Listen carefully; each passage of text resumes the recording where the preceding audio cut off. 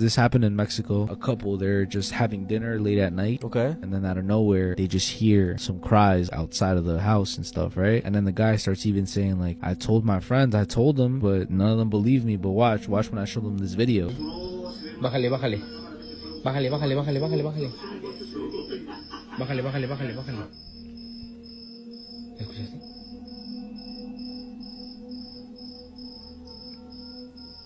Soy bien gacho, ¿eh?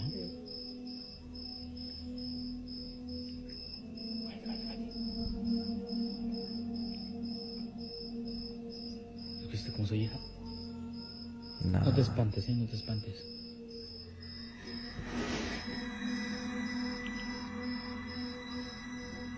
Bro.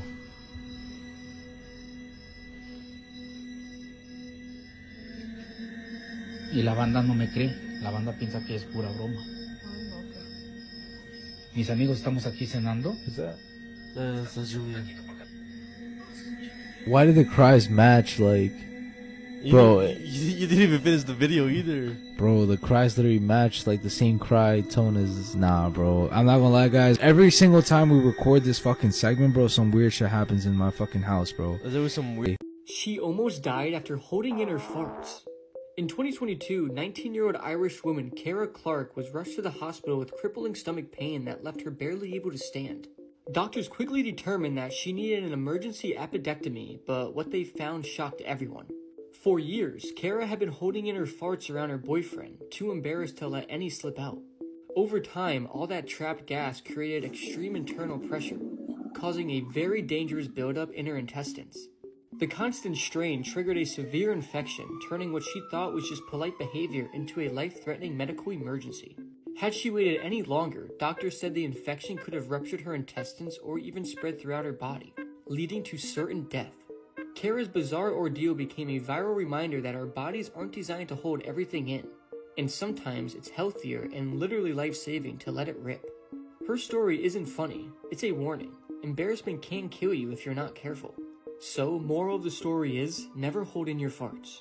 A woman and 3 children were just found shot to death inside of a car in West Haven, Utah, literally right down the road from me, and I am at a loss for words. This is supposed to be a safe community, but with the murder of Gavin Peterson and now this, I just don't know anymore. So at around 10 p.m. on Tuesday night, the Weber County Sheriff's Office received a phone call from someone in a West Haven neighborhood. When police arrived, they found the bodies of a 32-year-old woman and 3 young kids, a 4-year-old boy and a 2- and 1-year-old girl, and they had all been shot to death. And according to authorities, they were all beyond help. The identities of the victims have not been released yet, but according to a neighbor, it was the father of the 32-year-old woman who found them all dead in a parked car in the driveway. He then was the one who called the police. According to police, investigators have not yet determined if the deaths are homicides, and so far there are no suspects, and no facts point to there being a threat to the public. Authorities haven't confirmed much, but they did confirm that a handgun was found inside the car and that the shootings occurred inside the vehicle. We still don't know what the relation is between the woman and the 3 kids, as a neighbor has come forward and said that the ages and genders of the kids who were killed don't match the age and gender of the woman's kids. Investigators are processing the evidence found inside the car and home, and they're currently going through security footage to see how long the car was sitting in the driveway and when the shots could have been fired. Until the autopsies are complete, authorities won't release any new information, but they did say that the area is an active crime scene, so stay away if possible. According to the neighbor, the family had recently moved back to the area, and they were described as the sweetest family ever. They would usually have Sunday family dinners and would often knock on this neighbor's door to offer them a plate of food. This is such a sad and scary story, and the fact that this happened so close to me is heartbreaking. It's also literally just across the way from where 12-year-old Gavin Peterson died at the hands of his dad, stepmom, and older brother. This community is just going through it, so please just check on your neighbors and be kind to each other. If you have any information on the recent shootings in West Haven, please contact the number on the screen. The only thing that could possibly be worse than your 7-year-old daughter being stabbed to death is the perpetrator being your other child. It was the 28th of September 2024 in Taylor in Michigan. 7-year-old Jessie Lilburn lived in the area with her mum, her dad Jason, and her 13-year-old sister. Jessie was nicknamed JJ by her loved ones, and she was an absolute ray of sunshine. She was such a little sweetheart, and she was a real outdoorsy girl. She always wanted to be out in nature and riding her bike. She just had this real kind of active spirit. On the day in question, her parents had wanted to just pop out for an hour at around 11:15 a.m. to do some errands. They felt that their oldest daughter was responsible enough at the age of 13 to watch her sister just until they got home. The girls had had sort of, their typical sisterly arguments, but nothing major, nothing violent. They'd never sort of actually got physical with each other, and they generally got on well. Jessie's parents had no idea that they'd never see their daughter alive again. At around 1 p.m. that day, police got a horrifying call.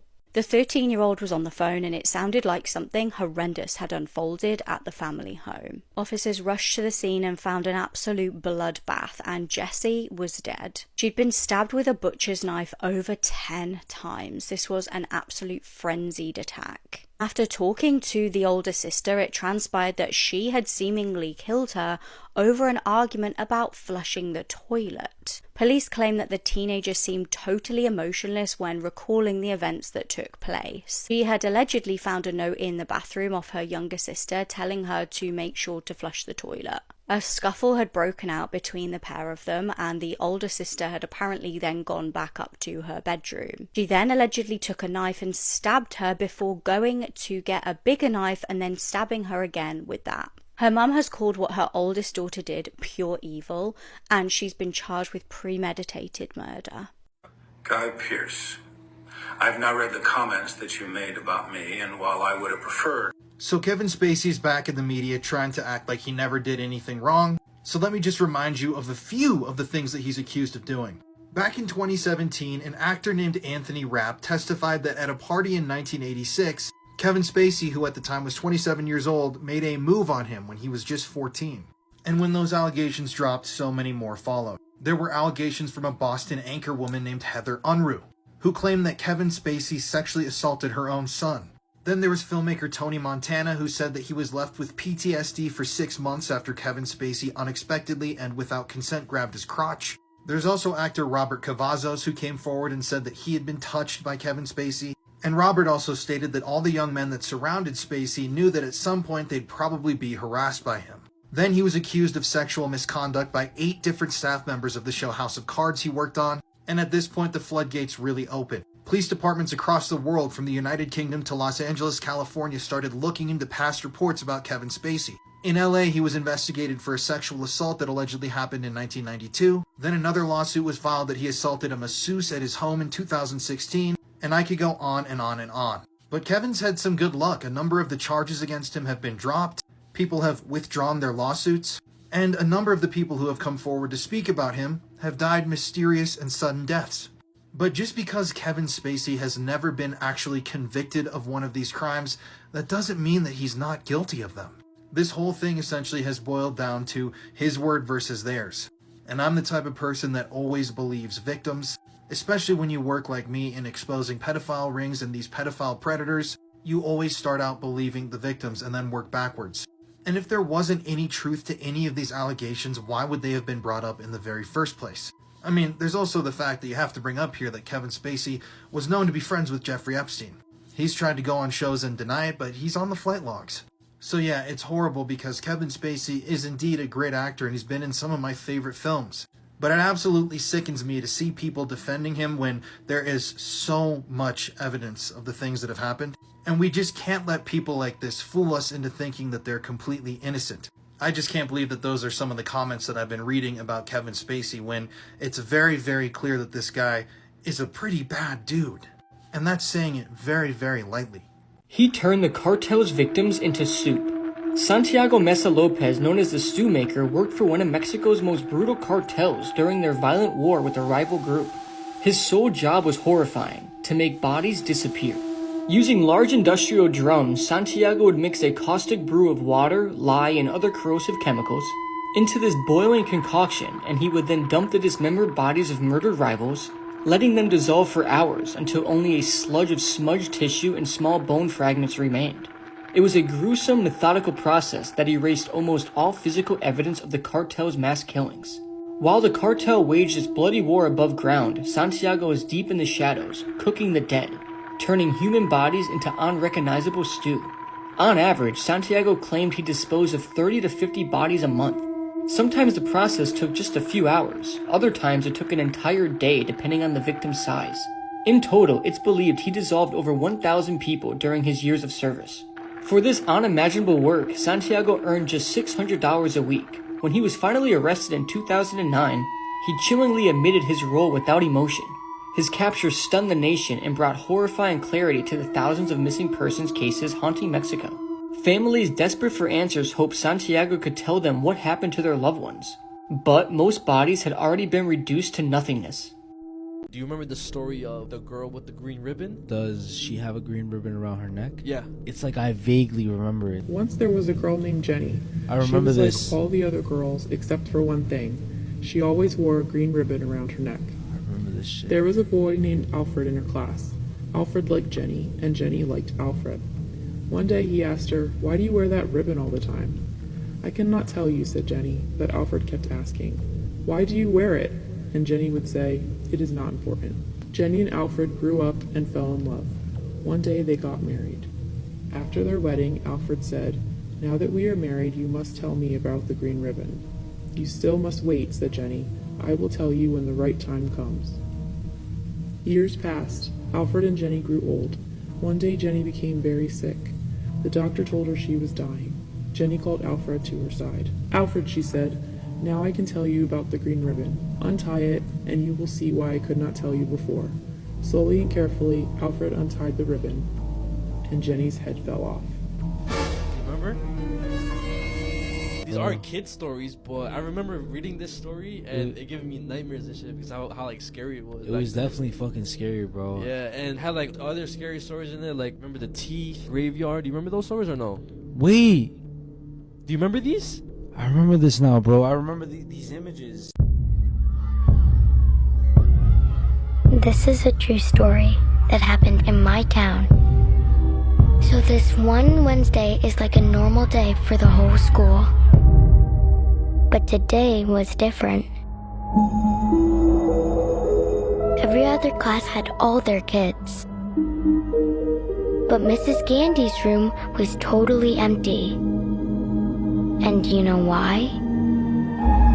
Because the night before, at 2:17 in the morning, every kid woke up, got out of bed, walked downstairs, and into the dark. And they never came back. I don't understand at all. Why just her classroom? Why only hers? Where are our children? We have a lot of emotional parents here. I think it's best if you keep some distance from this place.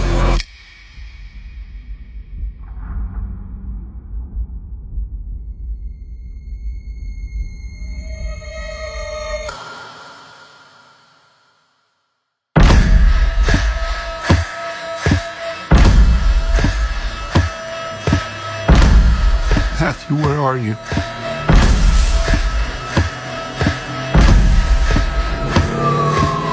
Where did you go?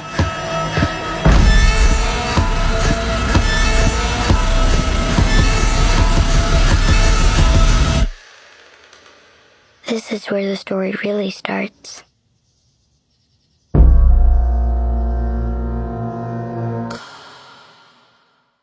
It's every parent's worst nightmare, their child disappearing. But years later, they got a call nobody expected. He'd been found alive and well, but the ordeal was far from over and nothing was as it seemed. This case is an absolute roller coaster. So this case starts back in 1994 in San Antonio, Texas. 13-year-old Nicholas Barkley had been playing basketball with his friends one day. Now, Nicholas was a pretty streetwise kid. He was able to kind of handle himself despite being quite little for his age. And he'd recently got into some trouble for stealing some shoes from a shop. He had a sister, Carrie, and an older brother, Jason, as well, and they lived with their mum, Beverly, and they were quite independent, to be honest. I mean, Carrie and Jason were a lot older than Nicholas, so Nicholas almost acted a lot older than he actually was. Now, they had to be pretty independent because their mum, Beverly, struggled with addiction and worked all hours she could to fund her habits. The household was pretty tense with a lot of regular arguments that the neighbours could hear. The day in question, Nicholas actually rang his brother to ask for a lift home from playing basketball. But Jason explained to him, sorry, mum's in bed, she's kind of preparing for a night shift, she's just getting some sleep, so you're gonna have to walk home. And his brother must have absolutely beaten himself up about this, because from that point on, Nicholas vanished. But when the family tried to report him missing, police just weren't concerned. Now, it's not clear whether police sort of just turned a blind eye because this was a troubled kid. He was in trouble with police. They kind of maybe just thought that he'd run off or he'd got himself into trouble and he'd be back. But the family were obviously really distressed by this. They just wanted their child back. But months and months went on with no sign of Nicholas. Then something incredibly strange happened.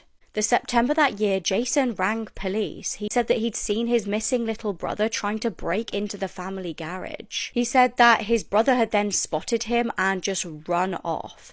But when police arrived at the family home, there was kind of no evidence that anybody had ever been there at all, and certainly no evidence that anyone had tried to break into the garage. Jason by this point had obviously been really struggling with the fact that his brother had disappeared, and he fell into using substances himself.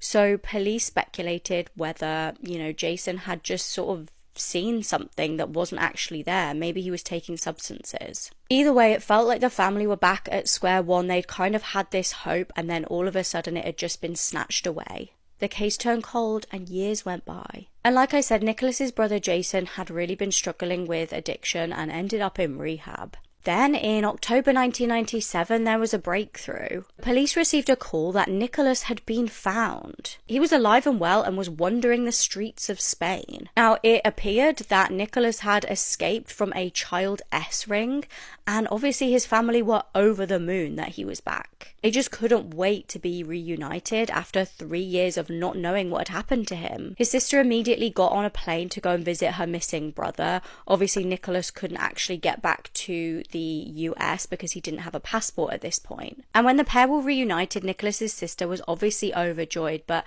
he just seemed pretty hesitant. He had sunglasses on, he was kind of visibly nervous, but she was almost just putting this down to the fact that he'd been through a lot of trauma. She kind of didn't want to push him, ask too many questions or anything. She didn't want to make him feel uncomfortable.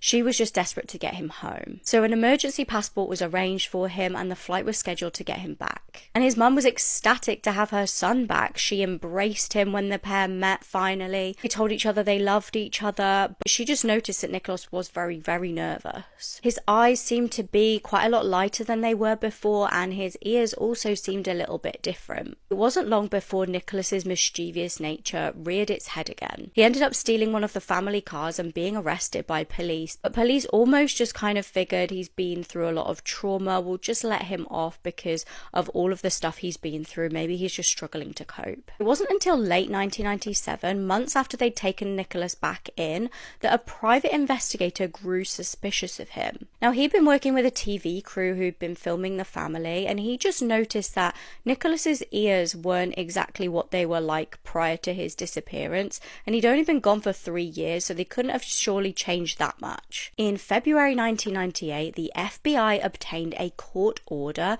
to take the man's fingerprints and DNA. They wanted to prove once and for all that this was missing Nicholas.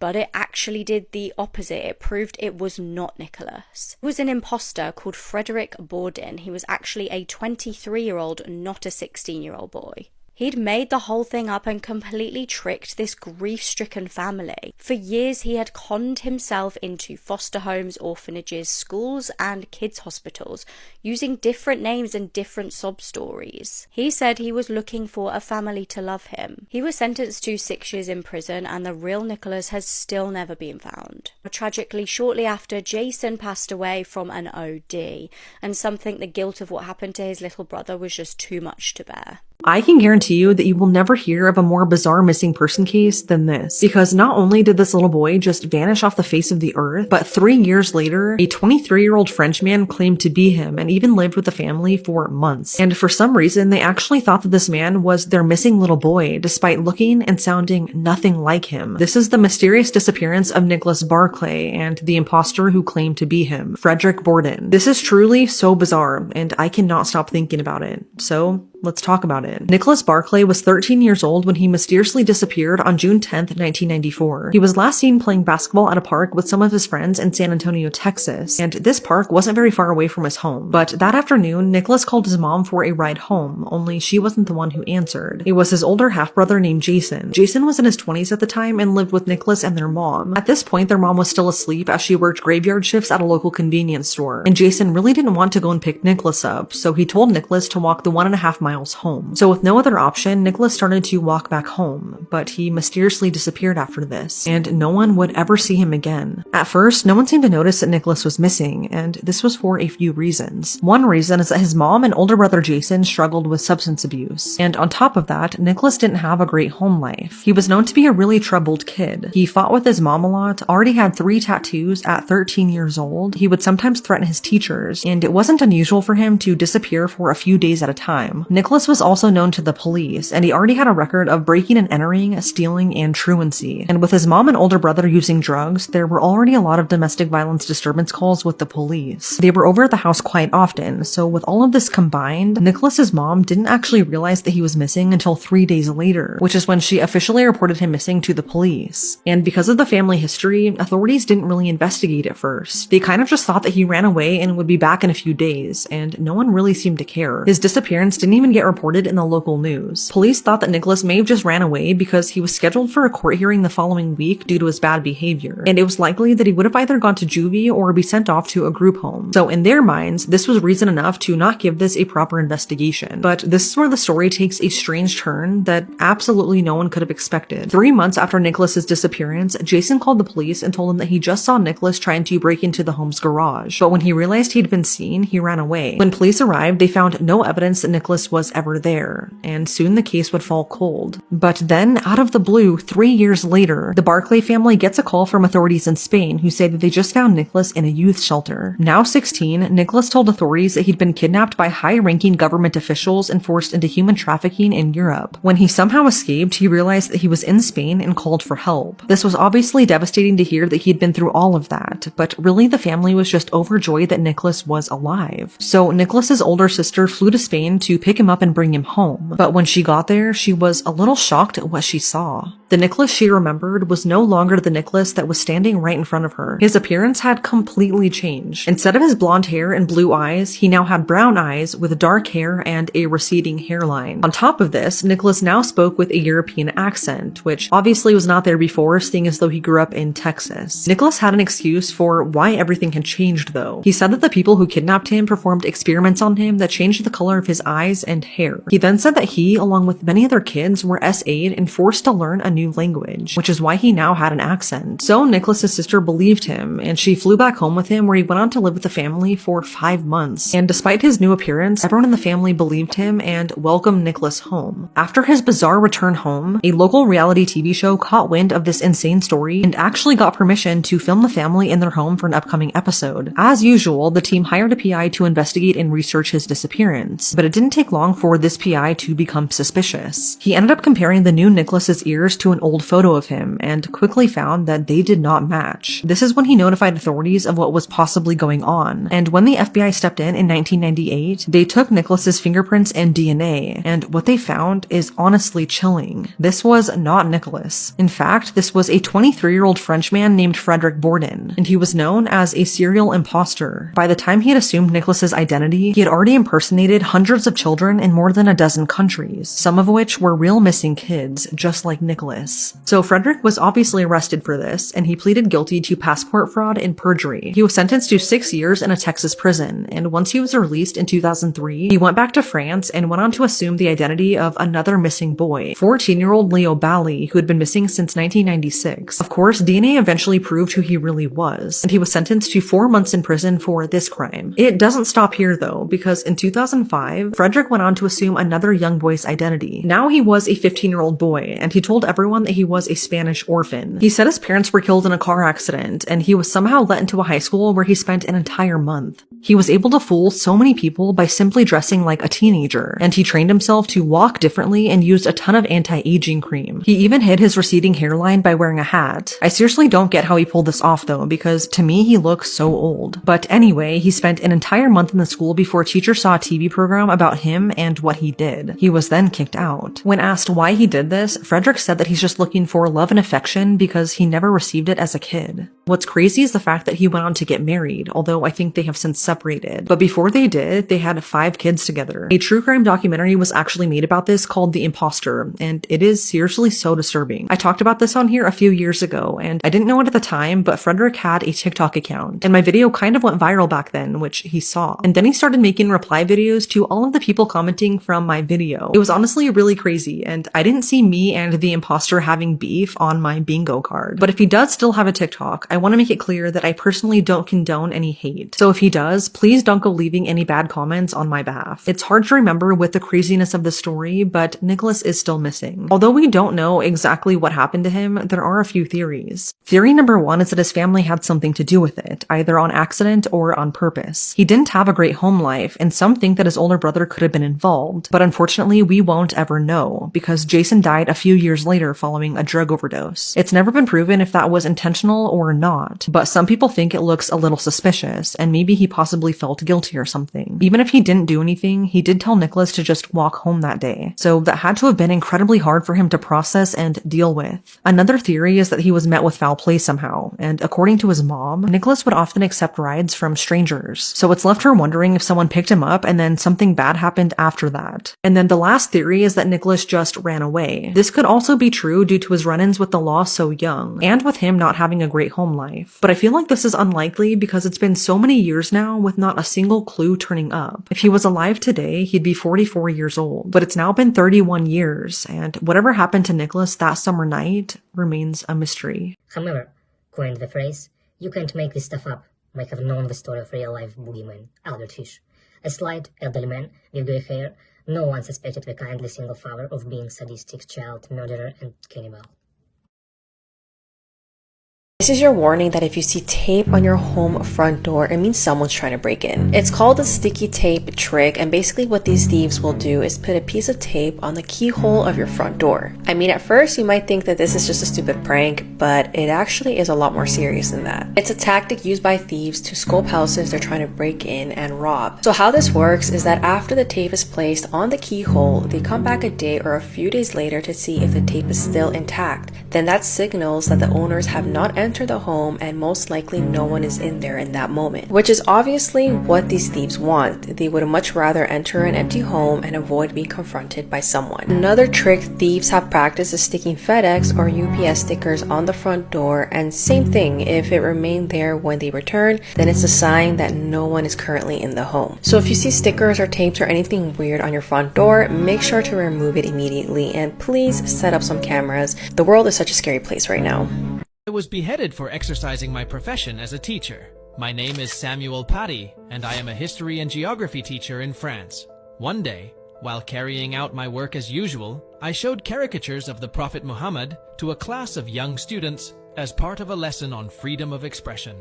10 days later, on October 16th, 2020, as I was leaving the school where I work, an 18-year-old man of Chechen origin, Abdullah Abuyedovich Antonov, followed and attacked me. He brutally slit my throat. It was a horrific and unimaginable act of violence. After committing this atrocious act, my assailant took a photo of my lifeless body and shared it on social media. Law enforcement quickly intervened and killed the attacker, but it was already too late for me. My story has become a symbol of the struggle for freedom of expression and education in France. I hope that my sacrifice will contribute to promoting tolerance, mutual respect, and understanding among different cultures and religions.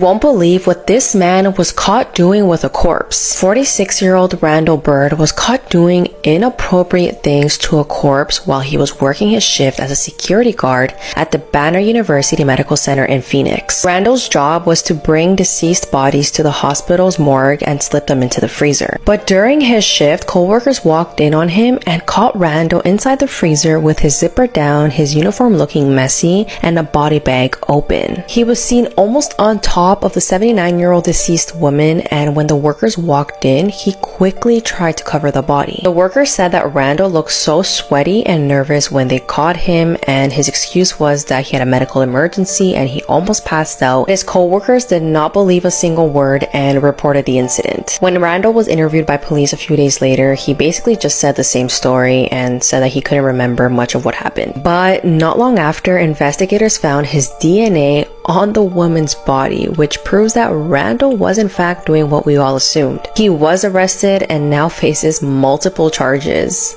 I'm going to prove the Mandela effect right now. Okay, so the Mandela effect is a phenomenon where millions of people remember past events completely differently from how they actually happened. For example, the Monopoly guy.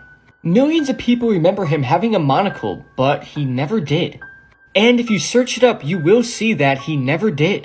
Next, remember the video of Evan Longoria catching the ball, saving the reporter? But many people remember the reporter being blonde, but as you can tell, she's not. But there are a couple people capturing the Mandela effect on camera using an old phone to kind of see through a parallel dimension, and this is what he recorded from the same video.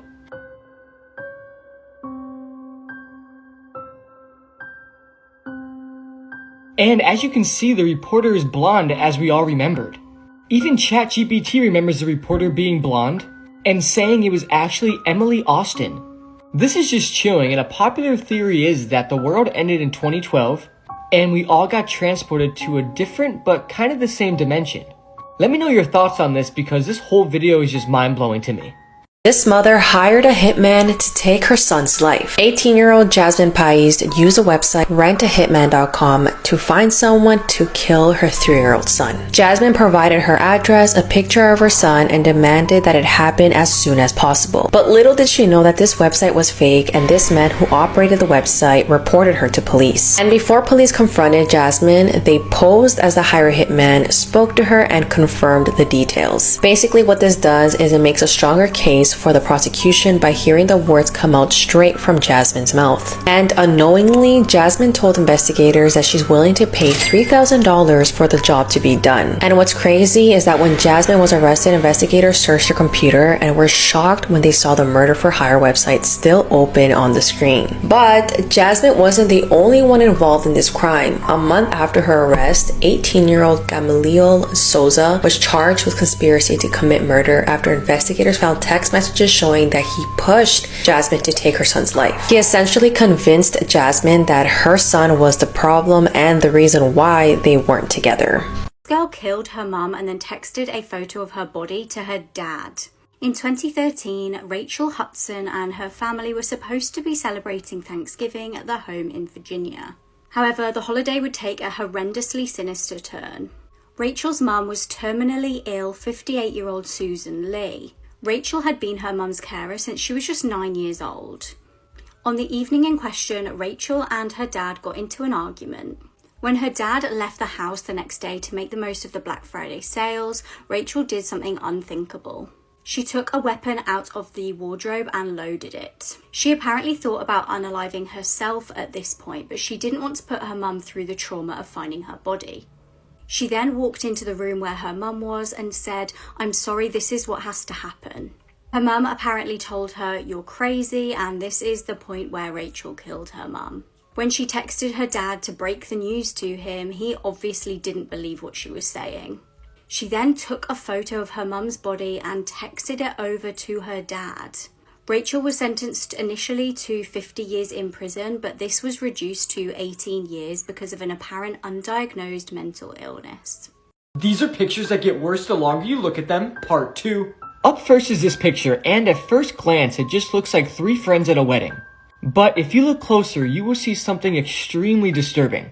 Look between the guy's legs in the middle and you will see a disturbing ghostly little girl. This is super creepy, and imagine you see this after taking this photo. Next up is just a normal picture of a living room, right? That is until you look in the bottom left and you see a very disturbing face. The person who took this photo said nothing was there when they took it, and it only showed up after the photo was taken. What in the world is that thing? Next up is a picture of a truck that is completely packed to the brim. But if you look throughout the items, you will see something very weird. In the back of the truck, you can see the head of a little boy peeking out. Which raises the question, is this kid kidnapped? Next, take a look at this picture of this girl on her bed. Nothing out of the ordinary, right? But if you look to the right of her mattress, you can see the face of a guy looking out. I would immediately move out of my house if I took this photo. Finally is this picture. And promise me, the longer you look at this, the more disturbing it will get. So do me a favor right now and pause the video and let me know what you see in this photo. Because trust me, there's a lot to unpack. Please be warned that this true crime case is horrific. This little girl was buried alive in her abuser's back garden. Jessica Lunsford was a 9-year-old girl living in Florida. It was night time on the 23rd of February 2005 and Jessica was sleeping in her room. Offender John Cooey snatched the little girl from her bedroom and took her back to his trailer. What followed were 3 days of horrific repeated SAs from John to the little girl. He then decided to wrap the little girl's hands with speaker wire and place her in bin bags. He'd actually convinced her that he was going to take her home and he just needed to put her in the bin bags so as he didn't alarm anybody.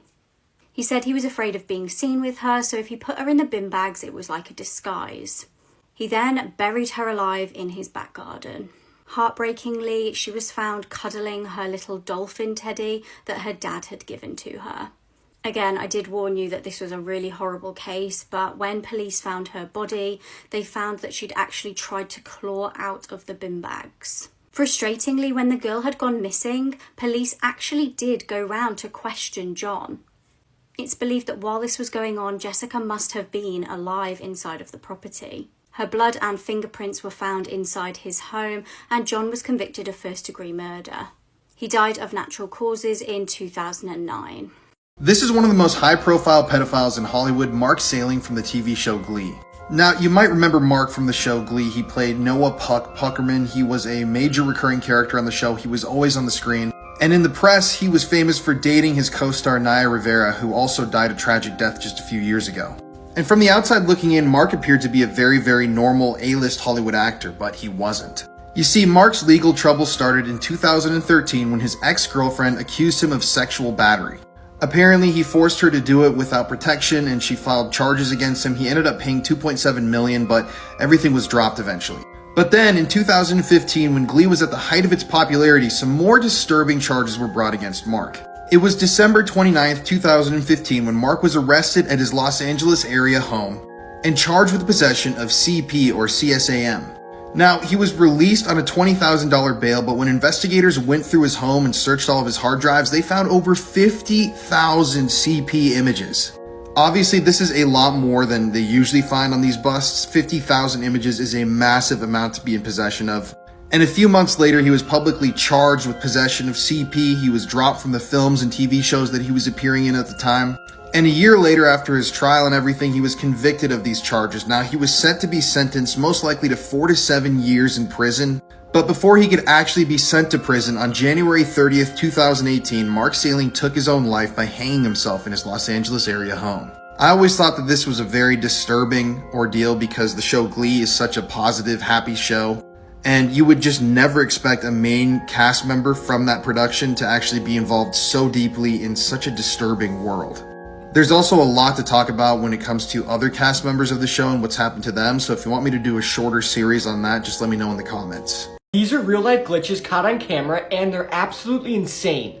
Up first, a woman captured what looked like a squirrel coming out of nowhere, but it honestly looks like it just came out of a shadow. Pay attention to it and let me know what you think. I am witnessing a glitch in the fucking Matrix, and I swear to God, if this squirrel doesn't come back out, I'm gonna have a panic attack, because if you see his nose, I'm not going crazy. Oh my God, wait, stop it. There's nothing there. There's not a grate there. There's not a fucking grate there. Where did this bitch just come from? What the fuck? He just came out of nothing! Don't run to it! Next up is a video of a couple friends who captured a video of the sky split into night and day. Check this out. Motherfucking shit right now. I think the sky just broke. What the fuck happened with the sky? It broke. Why is New Mexico this fucking obvious on our weather? You can either have a sunny day or a fucking cloudy day. But why is it obvious? You know, what the fuck is going on, bro? This is weird. Finally, this next video might be the weirdest video on the internet. Just check this out. Or any weird, unexplainable stuff in my house, but I bought a guitar the other week at a garage sale from this old lady down the street, and every time I pick it up or strum it or play it, really weird shit happens, and I'll show you. It's some Lotus, like, very 80s looking guitar, and every time I strum,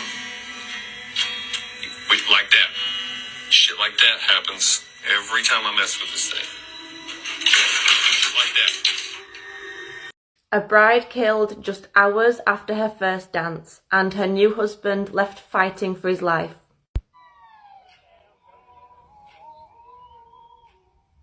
Samantha and Eric exchanged vows on April 28, 2023 at 5 p.m. at Folly Beach. They partied into the night with friends and family before leaving around 9:45 to go to their Airbnb. They were travelling on a golf cart in an area with a speed limit of 25 miles per hour. That same night, 25-year-old Jamie Komorowski made a terrible decision which led to the death of bride Samantha. She'd been drinking and decided to get in her rental car and drive home instead of calling for a lift. She was travelling at 65 miles per hour when she collided with the golf cart carrying the newlyweds. Guests at the wedding immediately heard sirens and they didn't stop. Samantha's mother turned to Samantha's sister and said, "Something's happened to Sam." They ran to the scene of the accident following the sirens and lights, and they were screaming her name in the hopes that by some miracle she'd answer them. She didn't. Samantha had suffered blunt force trauma to the head, and she died at the scene in her wedding dress. Samantha's husband Eric suffered life-threatening injuries, and he was rushed to hospital where he remains, fighting for his life. This is where this story gets really infuriating. This wasn't her first DUI. Jamie was also stopped in 2018, and she clearly hadn't learnt her lesson, only this time she actually killed someone. Jamie refused to give a breath sample and said that she'd only had 2 drinks, although officers at the scene said that she smelled like alcohol and could barely stand up. The hospital had to get a warrant to take a blood sample. Jamie was charged with 3 felony DUIs resulting in great bodily injury or death and 1 count of reckless homicide, and she's now on suicide watch in jail. This is the tiger video, one of the most gruesome animal attacks caught on camera, explained. The video originates from India, and the victims' names are Vikas Jamboka and his wife Manabi. They went to the forest for a walk one day to take in nature, but the area they were in is known to be populated by tigers, and attacks on humans in the area were reported in the past. While the couple was on their walk, they were ambushed by tigers, and according to reports online, both Vikas and Manabi were dead. The video of Vikas being attacked by the tigers was recorded by the locals. The video is 44 seconds long, and as you play the video, Vikas can be seen lying on the ground with the tiger sitting next to him. And you also see 3 other tigers in the background, going in circles stalking the area. You then start to hear a loud commotion in the background as the crowd looks on. Someone in the crowd then shoots a gun near the tigers, which scares them for a brief moment. Vikas then attempts to crawl away, but he's delirious and covered in blood. As he crawls away, gunshots continue as the crowd tries to scare the tigers. But as you watch, they are still surrounding and circling the victim. One of the tigers then runs to Vikas and bites him on the neck and proceeds to shake its head as it attempts to sever the jugular. This draws piercing screams from the crowd as it appears Vikas will most likely die. As the tiger bites and completely ragdolls Vikas, gunshots continue to fire, but at this point the tigers are not scared. And the tiger who bit his throat continues to maul him. And the video then concludes. After the video ends, it's presumed that the tigers dragged Vikas away and killed him, but that's not the case. Vikas was found alive, but his injuries were just horrific. Photos of the aftermath can be found online, and there are 3 images. The images show Vikas's face completely destroyed. The left side of his face is completely hanging off, and he has also been partially scalped to the point where you can see his white skull. Vikas survived, but according to numerous reports, his wife passed away. It's honestly extremely lucky that Vikas survived, and many people believe the reason for this is because the tigers were not hungry enough. I really don't recommend looking for this video or images because they are truly disturbing and it's something you really just don't want to see.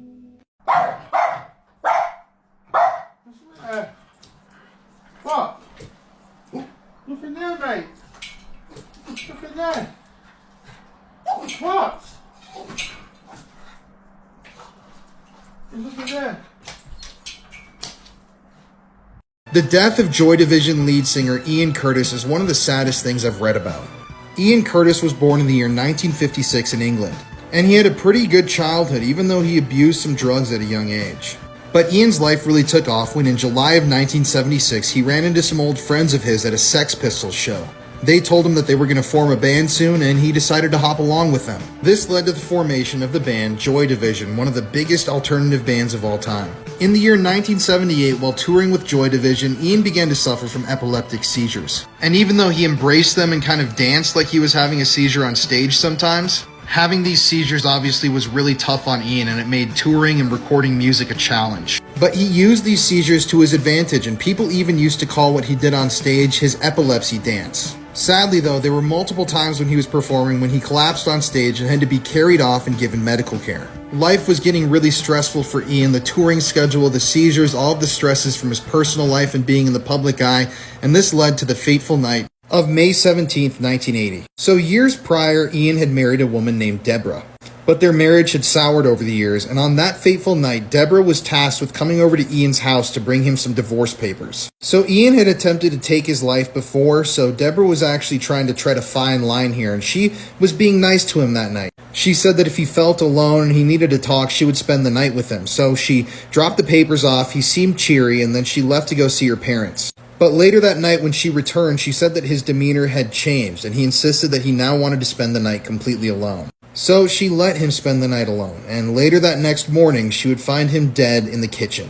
Ian Curtis was only 23 years old when he took his own life, and he had used the washing line in the kitchen to hang himself. Apparently, before he took his own life, he watched the film Strozek and listened to Iggy Pop's album, The Idiot, and before he wrote the note that he planned on leaving for his wife when she found his body, he removed all the photos of his wedding and his infant daughter from the walls. When Ian took his own life, Joy Division were about to embark on their first ever North American tour. They were literally just about to start it. And apparently he had told Deborah before he took his life that he was not only afraid of flying, but he didn't want to live past his 20s. He was deeply fearful about audiences in North America mocking him for his epilepsy, and he just was not in a good place.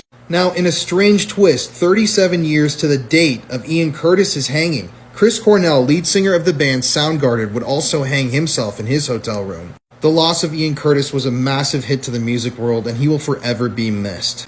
This is Father Oliver O'Grady, a convicted child predator. Oliver Francis O'Grady was born in 1945 in Ireland. He was ordained in the year 1971, and in the 70s he moved to the United States. And it was here in California in the United States while he was acting as a priest that he abused over 20 children. From 1978 to 1991, he abused two brothers, James and Joseph Howard, from the age of 3 all the way up to the age of 13 years old. And I can't even go into the details of the abuse that was happening, but it was absolutely horrific. I mean, this was a guy that was supposed to be a man of God, that was supposed to guide these kids towards the light. And he ended up using this trust that he gained with the kids to his own advantage. So in 1993, he was finally convicted of lewd and lascivious acts against the two brothers. He was convicted on 4 counts and then deported back to Ireland. And this is where the story exploded.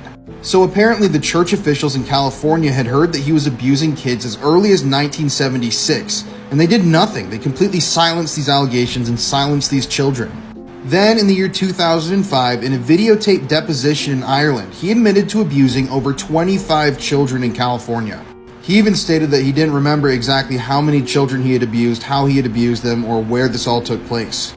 I also forgot to mention that in America he was sentenced to serve 14 years in prison, but he was paroled after only serving 7 years for sexually abusing these boys. But he thought that once he got to the UK, he was in the free and clear, but he was not. In fact, in the year 2010, he was arrested for possession of CP in Dublin, Ireland. He had CP images on an external hard drive, on his laptop, on his cell phone, and the victims that were in these videos and photos were as young as 2 years old.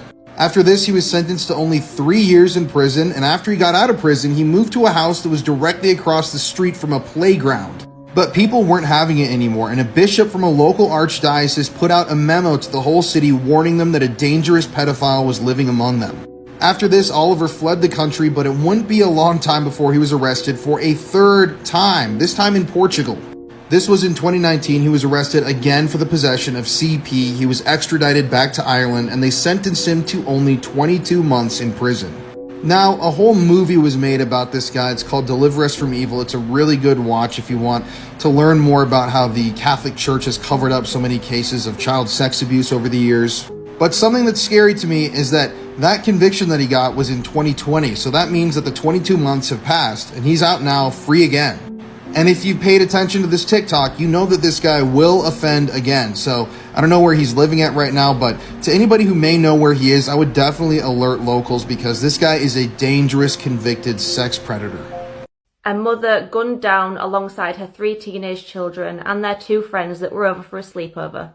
Just last week in Oklahoma, the bodies of Holly Guess, her 3 teenage children, Riley, Michael, and Tiffany, and their friends Ivy and Brittany, were found dead at the house of Jesse McFadden. Jesse was also found dead. Holly had married Jesse McFadden last May in a private ceremony that none of their families knew about. They only found out about their marriage at Christmas and were told that they got married on Christmas Eve.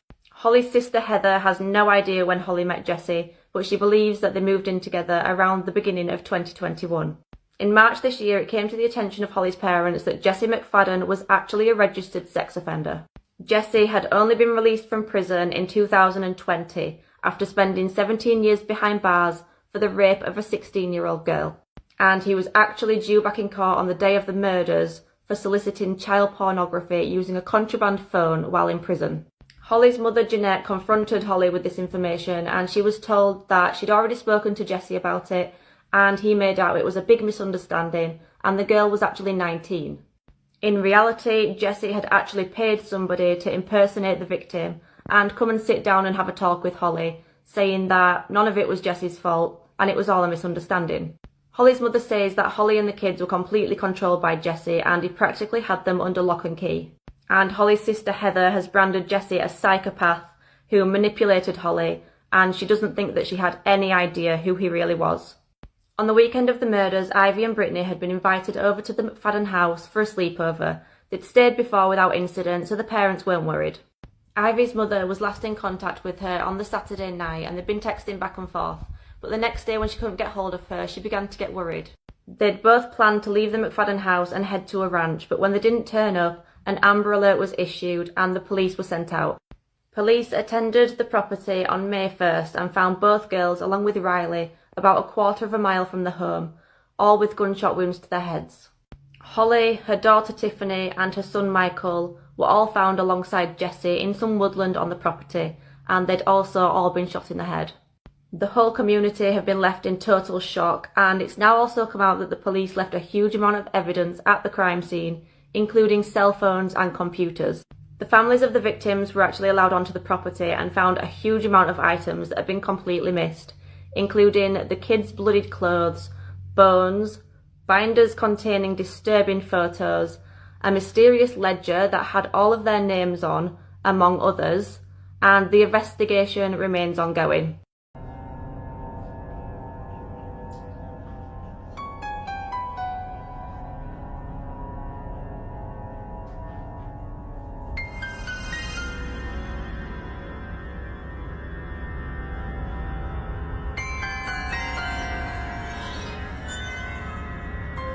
This woman killed her husband and made him into stew. But that's not even the most shocking part of this case.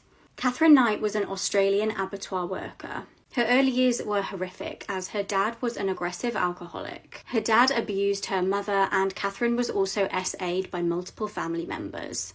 She would go on to meet David Kellett, who had a similar personality to her dad.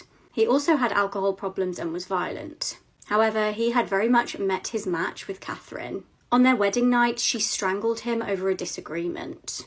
Surprisingly, the pair did actually have a marriage that lasted 10 years and they had 2 children together. However, David had many affairs. This part of the case absolutely stunned me. Shockingly, when Catherine found out about his infidelity, she actually took their 12-month-old daughter and put her on railway tracks. Thankfully, a train never came and the baby survived. Now, Catherine was placed in a psychiatric hospital for a while and did make threats to kill. Although David did briefly take her back when she was discharged, they did eventually break up. In 1986, she met a new David Saunders. He quickly moved in with her and her daughters. However, their relationship quickly became toxic too. Massive trigger warning here for animals. During one particular argument with David, as a warning to him, she slit the throat of his puppy. Shockingly, he stayed with her and they had a daughter together. The final straw for David was when she tried to kill him with a pair of scissors. She then met a new man called John and had a child with him, but she quickly cheated on him with a man called John Price. In her relationship with John Price, she would continue her violent and malicious behaviour. She framed him for stealing things from his company and he got sacked. In 2000, they had a particularly bad argument where she tried to stab him. He took out a restraining order in order to try and protect himself. However, in a horrible foreshadowing for events to come, he actually ended up telling people that if he was found dead, it would be Catherine's fault. On February the 29th, 2000, he came home, shortly followed by Catherine. When John went to bed, Catherine grabbed a butcher's knife and stabbed him 37 times. She dragged his body downstairs and hung him from a meat hook. She then cooked his body parts with potatoes and gravy, but this still wouldn't be the most shocking part of the case. After her meal, she took some pills and passed out. Police arrived at the house when it was reported that John failed to turn up for work. They found an absolutely hideous scene. Now, Catherine claimed to have no memory of what happened. At this point, police discovered containers of the human stew with names on. They realised that Catherine's plan was to feed John to her children. For killing John for the first time in Australian history, a woman was given life in prison without parole. Catherine remains in prison to this day and denies all responsibility.